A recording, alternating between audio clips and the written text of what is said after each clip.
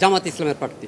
তো ওনাকে আপনারা জানেন যে উনি অনলি 3000 সামথিং ভোটে তাকে পরাজিত দেখানো হয়েছে, এবং এই যে তাকে পরাজিত দেখানো হয়েছে সেখানে যেটা ছিল সেটা হলো ভোট কারচুপি, তার ভোট বাতিল করা, এবং ধানের শীষের ভোটকে বাতিল দেখে সেখানে দাঁড়িপাল্লার ভোটকে প্লাস দেখানো হয়েছে, এবং কিছু কেন্দ্রে এই যে ধানের শীষের যারা এজেন্ট ছিল তাদেরকে জোর করে বের করে দেওয়া হয়েছে। এখানে প্রশাসনের কিছু লোক ছিল জড়িত এবং দাঁড়িপাল্লার লোকজনরা জড়িত ছিল। এটি আমরা অভিযোগ করেছি কোর্টে, এবং কোর্টে আমরা আরও বলেছি যে তারা যে হিসাব দিয়েছে সেই হিসাবের মধ্যে গরমিল আছে, যে ভোট কাউন্টিংয়ের যে হিসাব, এই কাউন্টিংয়ে গরমিল আছে।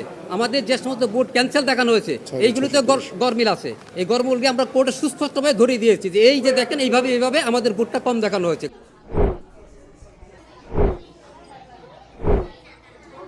কোর্ট সেটি দেখেছে, দেখে তার এই মামলাটাকে আমাদের নির্বাচনী মামলা নাম্বার 31/2026 এটাকে অ্যাডমিশন করেছেন, এবং ইলেকশন কমিশনকে নির্দেশ দিয়েছেন এই যে এই মামলা সংক্রান্ত এবং এই ইলেকশন সংক্রান্ত যত ব্যালট পেপার সরঞ্জামাদি আছে যেগুলি সবগুলি রক্ষণ করার জন্য, এবং এটাকে 14/6 আবার তারিখ দিয়েছেন কোর্ট, দিয়ে সেটা শুনানি হবে ইনশাল্লাহ।